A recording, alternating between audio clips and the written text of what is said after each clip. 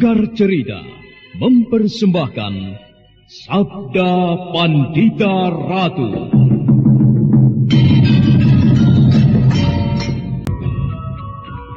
Sabda Pandita Ratu, naskah ditulis oleh Ondra Swasti Langit, diolah oleh Agus Nur Ismail, didukung oleh artis-artis terkemuka, Ferry Fadli, Eli Ermawati, M. Abud, Ivona Rose, dan lain-lain.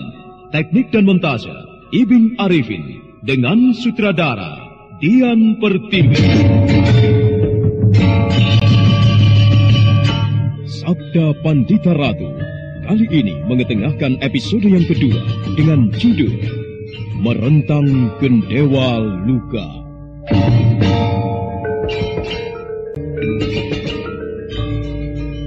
Kameswara tersentak kaget setelah dia sadar bahwa tangannya telah menggenggam jemari Pinaka Swasti Ratu. Beberapa saat keduanya terdiam. Masing-masing dalam benaknya terlintas pikiran lain yang justru membuat mereka menjadi kikuk. Malam belum seberapa jauh, suasana tidak begitu gelap karena ada sepotong rembulan mengintip di atas sana. Dan juga cahaya perapian yang sedikit membuat hangat tubuh keduanya. Aku hanya memikirkan bagaimana hari esok. Sementara untuk tujuan hidupku sendiri, aku tidak pernah membayangkannya. Pinaka, sepertinya pertanyaanmu itu lebih kau tujukan pada dirimu sendiri. Secara jujur aku katakan iya. Setelah kematian ayahku, entah kenapa tiba-tiba saja terlintas dalam benakku. Apa sebenarnya tujuan hidupku? Aku seperti tidak mempunyai api lagi di dalam dadaku. Sulit aku membayangkan apa yang harus kulakukan untuk masa depanku. Sekalipun sekarang masih ada sedikit bara api yang berkobar di dadaku, itu tidak lain adalah bara api dendam. Kematian ayahku benar-benar sebuah kegelapan yang sangat panjang dalam hidupku. Hingga aku sendiri tidak tahu di mana ujungnya. Iya, aku sendiri tidak tahu harus berkata apa di hadapanmu. Kita sedikitnya hampir mempunyai persoalan yang sama. Tetapi menurutku, rasanya tidak baik kalau tiba-tiba kita menjadi putus asa dengan hidup ini. Perjalanan yang akan kita tempuh masih panjang, Pinaka. Dan setiap perjalanan hidup telah ditentukan oleh Sang Dewata. Kalau pada saat ini perjalanan hidup kita terasa pahit, itu memang sudah menjadi kehendaknya. Cobalah sedikitnya kau renungkan. Terlalu sulit rasanya untuk kurenungkan. Apalagi melihat kenyataan yang sedang kuhadapi. Aku sekarang benar-benar telah kehilangan. Kehilangan gairah hidup. Dan juga kehilangan dengan orang yang kucintai.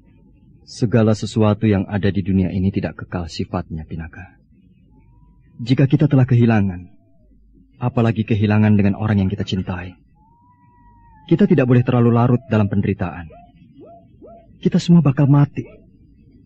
Setiap pertemuan pasti ada perpisahan. Dan ini segalanya telah diatur oleh Sang Dewata. Kau masih terlalu muda untuk putus asa. Apakah tidak terlintas dalam benakmu tentang seseorang yang bakal menggantikan ayahmu? Pikiranku belum terlalu jauh sampai ke sana, Kameswara. Penderitaanku saja belum tuntas dari batinku. Apalagi untuk berpikir tentang orang yang bakal menggantikan ayahku. Terlalu rendah rasanya. Aku begitu mencintai ayahku, Kameswara. Rasanya tidak terpikir kalau akan ada orang lain yang singgah di dalam hatiku. Cintaku pada ayahku adalah goresan pisau yang abadi dan terpahat selamanya di dalam hatiku. Aku tidak mampu melupakan ayahku, Kameswara.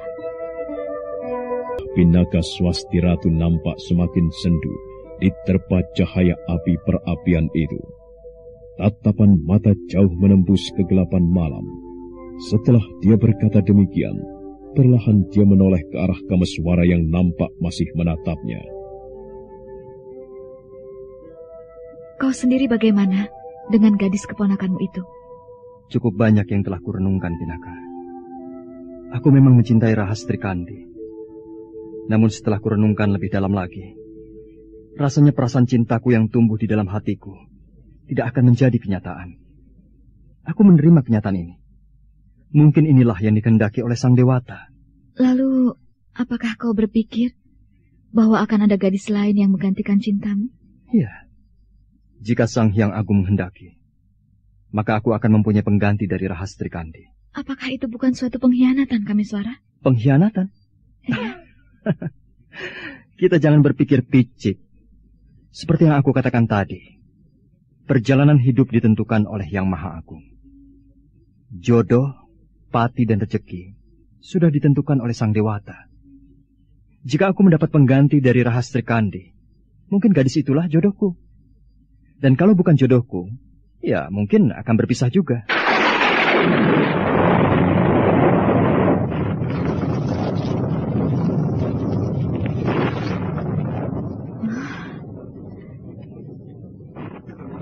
Pinaka, sebaiknya kita mencari tempat berteduh. Siapa tahu di sekitar sini ada sebuah gua. Iya, ayo.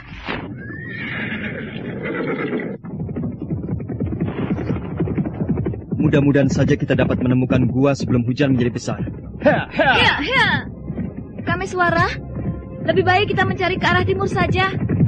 Aku rasa di sekitar itu ada sebuah gua kecil. Ayo, iya. Keduanya pun kemudian menelusuri hutan itu. Sebentar kemudian keduanya telah menemukan sebuah gua yang cukup besar. Hujan mulai turun dengan derasnya. Kameswara kemudian membuat perapian kembali. Untung kita sudah menemukan gua. Kalau tidak, kita pasti kebasahan. Kelihatannya gua ini cukup luas. Iya, kenapa?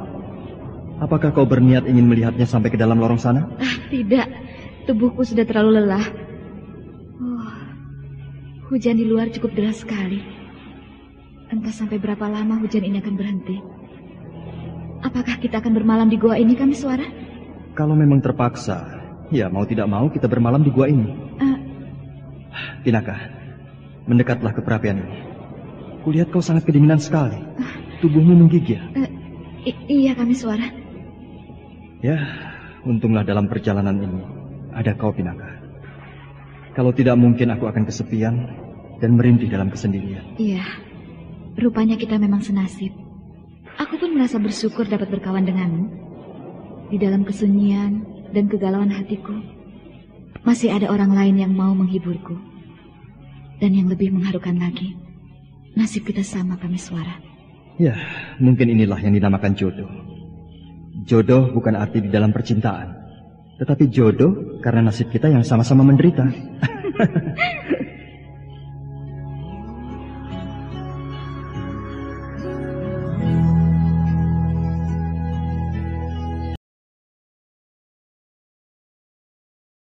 Baru kali ini Pinaka Swasti Ratu melepaskan tawanya.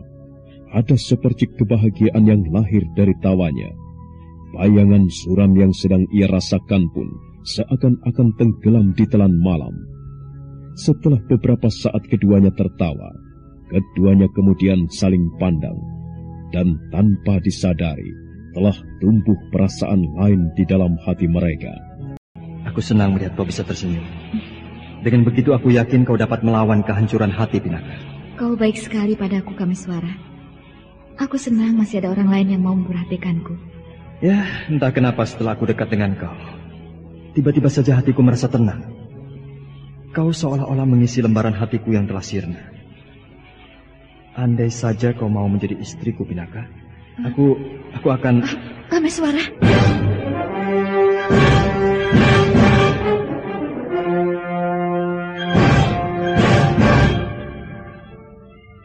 Tiba-tiba saja dada Pinaka Swasti Ratu berdesir.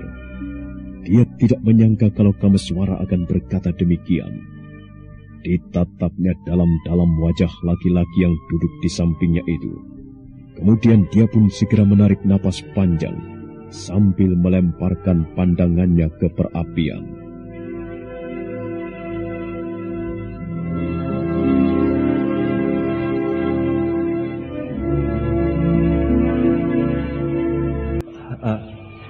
Kau marah dengan kata-kataku tadi, Pinaka? Tidak.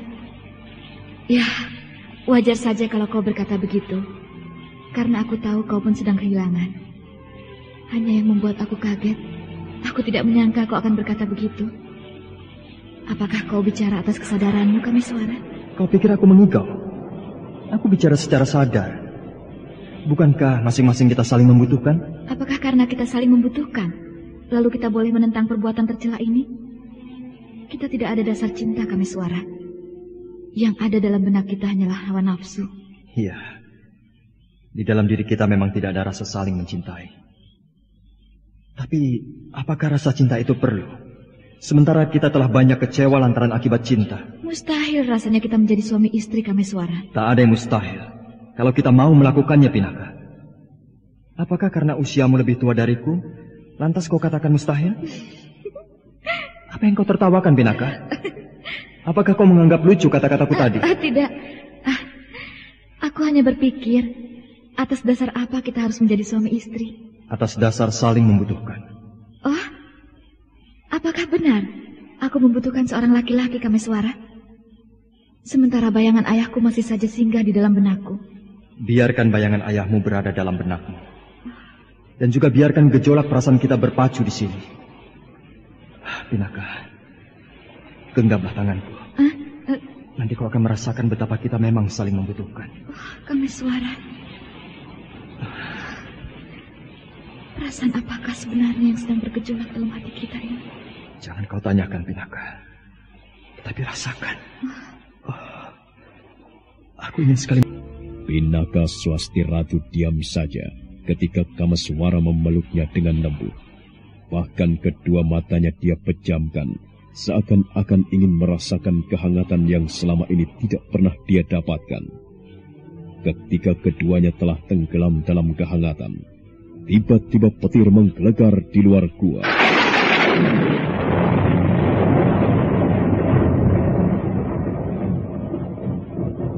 Seketika itu juga Pinaka Swasti Ratu tersentak kaget.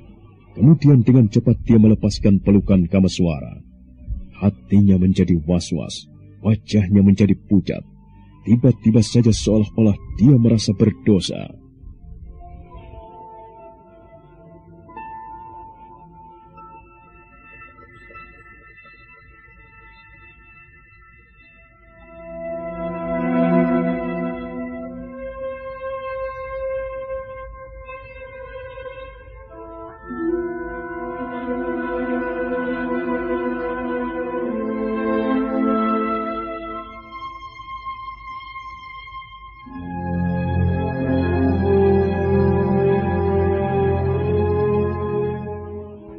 Ada apa, Pinaka? Kenapa kau lepaskan pelukanku? Tidak, Kameswara. Aku tidak tahu kenapa tiba-tiba aku jadi takut. Petir itu cukup keras sekali terdengarnya. Apakah karena petir itu kau lepaskan pelukanku? Iya, entahlah. Kenapa tiba-tiba aku merasa berdosa melakukan hal itu. Kita hanya berpelukan saja, Pinaka. Dan aku yakin petir tadi adalah saksi dari keinginanku untuk memperistirimu. Tapi bagaimana seandainya suara petir tadi adalah kemurkaan dari Sang Dewata? Apakah kau tidak takut menghadapinya? Kemurkaan yang bagaimana? Apakah salah jika kita sama-sama suka, kemudian berniat menikah? Aku rasa tidak salah. Dan Dewata pun menyetujuinya. Tapi aku takut, Kameswara. Tak ada yang perlu kita takutkan, Pinaka. Sekarang aku mulai berpikir dan merasakan bahwa hanya menikah dengan kaulah, pikiranku akan menjadi tenang. Aku ingin keinginanku itu terwujud, Pinaka. Apakah aku bisa menjalani bahtera perkawinan dari orang yang tidak aku cinta? Apalagi pernikahan kita hanya dilandasi dari kebutuhan saja. Apakah kita akan bahagia, Kameswara? Kebahagiaan tidak diukur dari rasa cinta. Tetapi kebahagiaan bisa timbul di antara kita kalau kita bisa saling mengerti. Satu sama lain harus bisa saling mengisi. Sudahlah, kau tidak perlu memikirkan hal itu. Nanti kau pun akan tahu bahwa aku bisa memberikan apa yang kau butuhkan. Benarkah, Kameswara? Untuk apa aku mendustaimu? Pinaka, maukah kau menjadi istriku? Aku... kedengarannya sangat mustahil sekali. Baiklah, sebelum aku menjawabnya, Apakah kau tidak main-main dengan kata-katamu itu? Kelihatannya masih ada saja keraguan di dalam hatimu. Kalau aku main-main, untuk apa aku bicara demikian dan memakai saksi Dewata Agung? Percayalah, aku bersungguh-sungguh, Pinaka. Kalau memang demikian, baiklah Kameswara.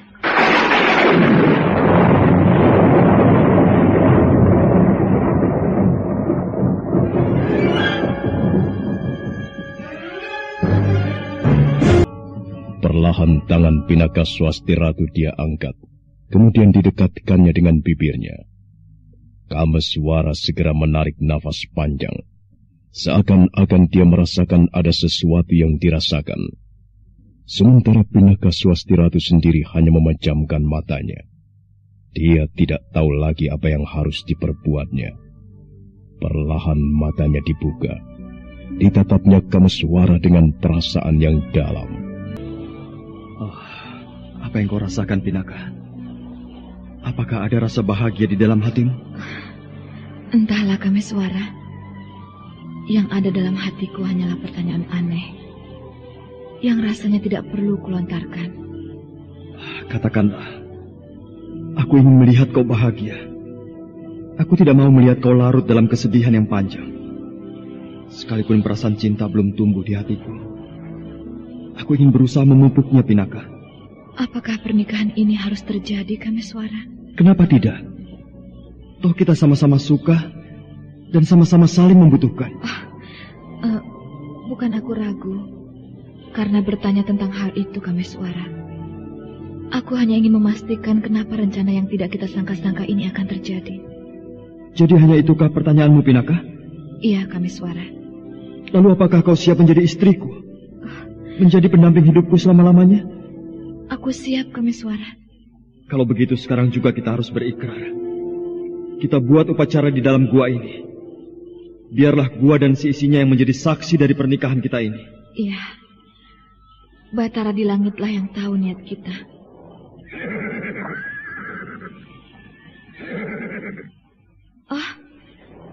Apakah kuda itu pun menjadi saksi dari rencana kita ini, Kameswara? Iya. Kuda itu pun menjadi saksi pernikahan kita. Pinaka, marilah mendekat ke perapian ini. Di hadapan zamannya, siapa yang berani melakukan upacara itu? Bersemayam di langit, terimalah pernikahan kami.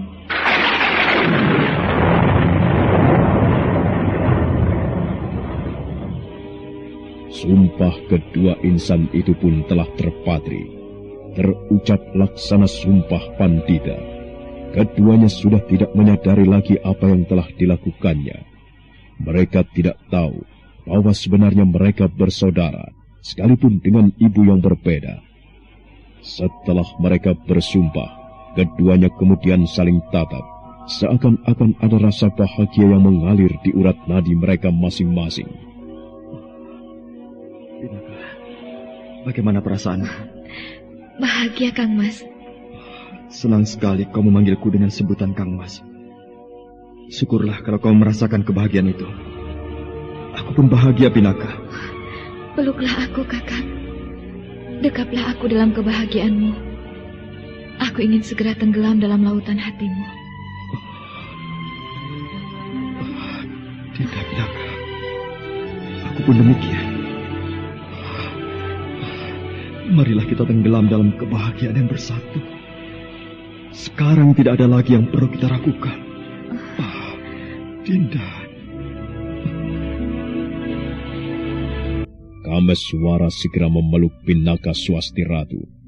Gelora asmara yang membenam dalam hati mereka membuat mereka lupa segala-galanya.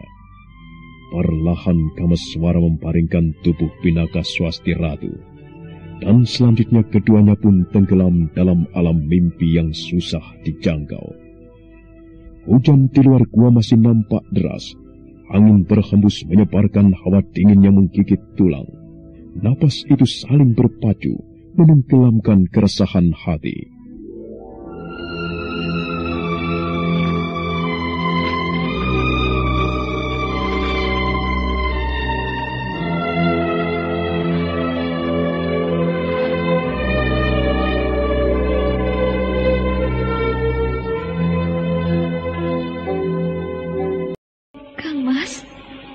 Kenapa, Dinda? Apa yang kau tangisi? Bicaralah. Aku tidak tahu, Kakang. Jangan membuat hatiku menjadi bimbang, Dinda. Ada apa? Apakah kau menyesal dengan apa yang kulakukan? Dinda. Peluklah aku, Kang Mas. Aku takut kehilangan kau. Aku tidak akan meninggalkanmu. Hapuslah air matamu. Jangan membuat hatiku resah.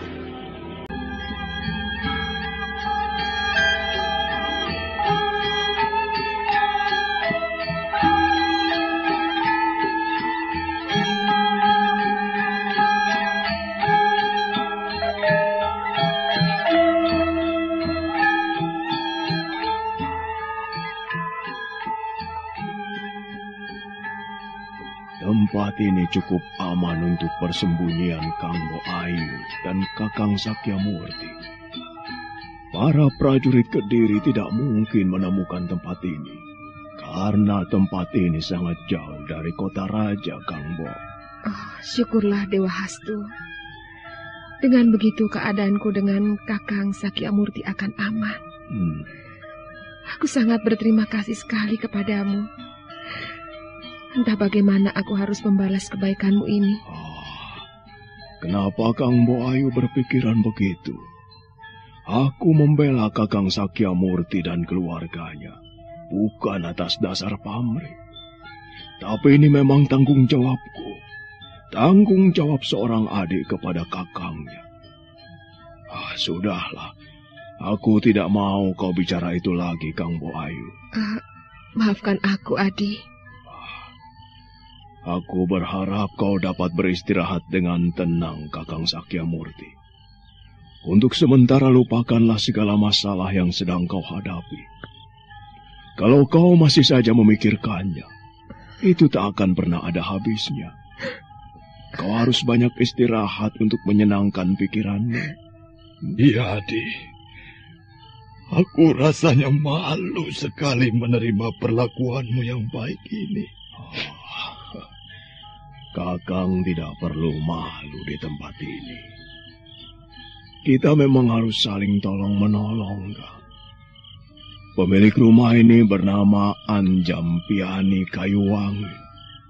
Ia orang yang baik. Apapun keperluan Kakang dan Kang Mbok Ayu, dia siap membantu. Lalu, apakah kau sendiri akan pergi, Adi? Ya, benar Kang Mbok Ayu. Untuk sementara Kang Mbok dan Kakang Sakyamurti ku tinggal di tempat ini. Karena masih ada sesuatu yang harus ku selesaikan. Sebenarnya mau kemana tujuan Adi? Aku ingin pergi ke Padang Karautan. Maaf Kang Mbok, kalau aku tidak bisa menceritakan apa tujuanku datang ke tempat itu. Tidak apa-apa, Adi. Sebelum kau berangkat, sebaiknya temuilah dulu anakku Warapalupi. Berilah dia nasihat lagi, Adi. Agar dia bisa tabah menghadapi kenyataan pahit ini. Iya, baik Kang Mbok Ayu. Aku memang berniat menemui Warapalupi. Iya, pergilah temui dia.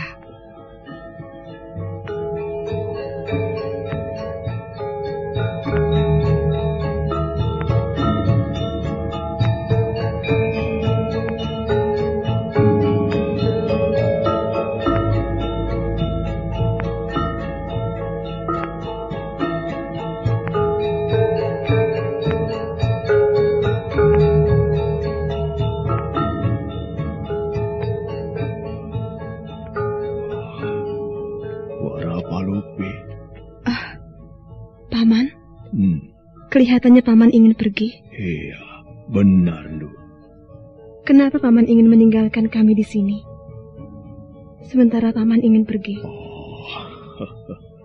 Kau tidak perlu cemas. Paman sengaja membawamu dan juga kedua orang tuamu kemari. Tak lain hanya ingin melindungi, agar para prajurit Kediri tidak menemukan kalian. Suatu saat Paman pun akan kembali, Ndu. Paman sebenarnya ingin pergi kemana? Ke Padang Karautan, Ndu. Di sana ada sesuatu yang harus Paman selesaikan. Kalau begitu, aku ikut Paman. Aku tidak mau berada di rumah ini sendirian. Oh, jangan. Paman di padang karautan bukan untuk main-main. Kau harus tinggal di sini. Siapa bilang kau sendirian di tempat ini? Hah? Ibumu ada, juga ayahmu. Belajarlah bersikap dewasa, Warapalupi. Kalau kau tidak belajar dari sekarang, segalanya nanti akan terlambat. Tapi Paman, rasanya aku tidak kerasan kalau ayah juga berada di sini. Aku sudah terlampau sakit hati. Kau tidak boleh begitu. Mereka tenang. Artinya tidak ada hal-hal yang akan membuat mereka gelisah. Kakang Sakyamurti sedang terguncang jiwanya. Iya, Kakang. Aku memahaminya. Syukurlah. Nah, Warapalupi, istirahatlah yang tenang, ya. Bicara saja pada Paman Anjampihani jika kau memerlukan sesuatu yang sulit. Ya, Paman tinggal dulu, Nduk. Iya, Paman. Bagus. Anjampihani, kita bicara di luar. Masih ada sesuatu yang ingin kubicarakan. Ayo. Iya, Kakang.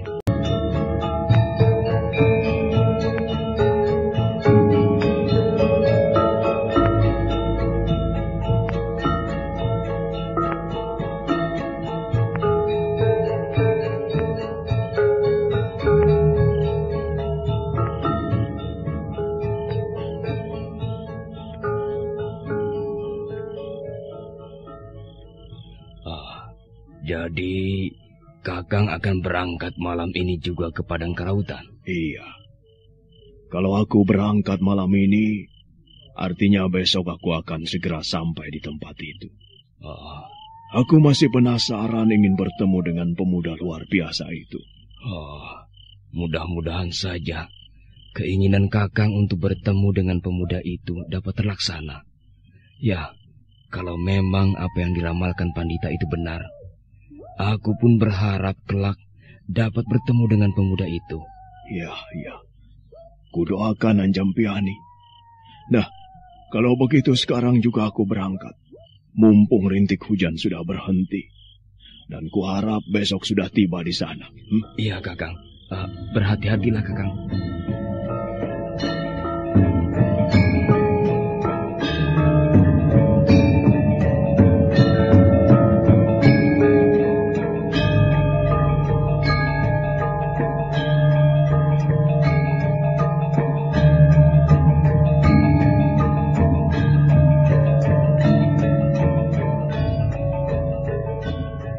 Biku Dewa Hastu segera melangkah menuju kudanya, dan sebentar kemudian dia sudah melarikan kudanya membelah malam. Jalan-jalan nampak mulai becek setelah tertimpa hujan, namun Biku Dewa Hastu masih tetap melarikan kudanya dengan cepat. Nyanyian serangga malam pun seakan larut di telan kesunyian malam. Tanpa terasa, perjalanan Biku Dewa Hastu yang cepat itu sudah sampai di tepian padang ilalang karautan. Fajar perlahan mulai mengintip dari balik punggung bukit. Cahayanya nampak masih malu-malu menerpa bumi.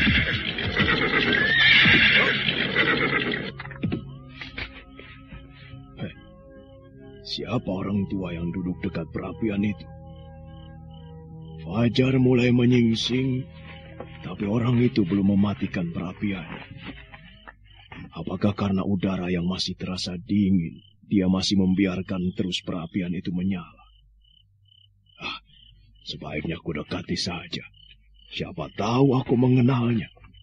Kuda ini biarlah aku tambatkan di sini saja.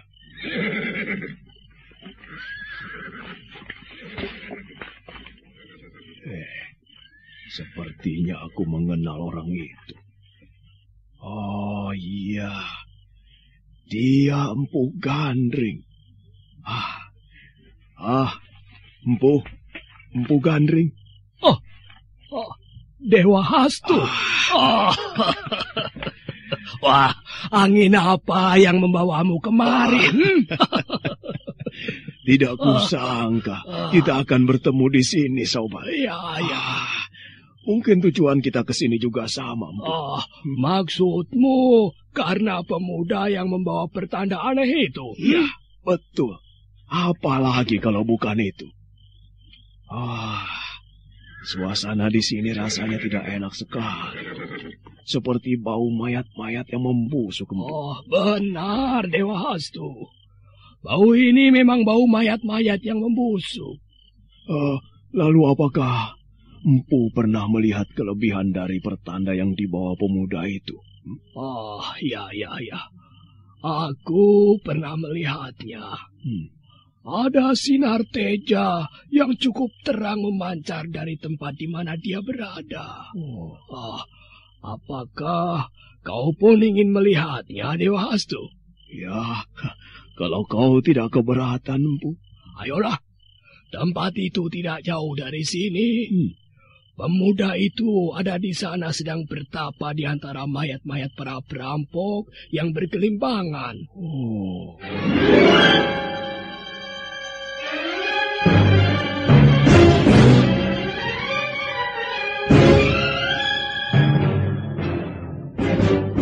Biku Dewa Hastu sempat tersentak kaget mendengar apa yang dikatakan Empu Gandring. Kemudian dia pun melangkah mengikuti Empu Gandring menuju suatu tempat. Bau mayat busuk makin menyengat hidung. Rasa penasaran di hati Biku Dewa Hastu nampak tak bisa dibendung lagi untuk mengetahui siapa pemuda itu. Nah, apakah Biku Dewa Hastu dapat melihat pemuda yang dianggap luar biasa itu? Dan bagaimanakah dengan Kameswara dan Pinaka Swasti Ratu? Saudara pendengar, untuk mengetahui jawabannya, ikutilah kelanjutan kisah ini pada seri berikutnya. Sampai jumpa.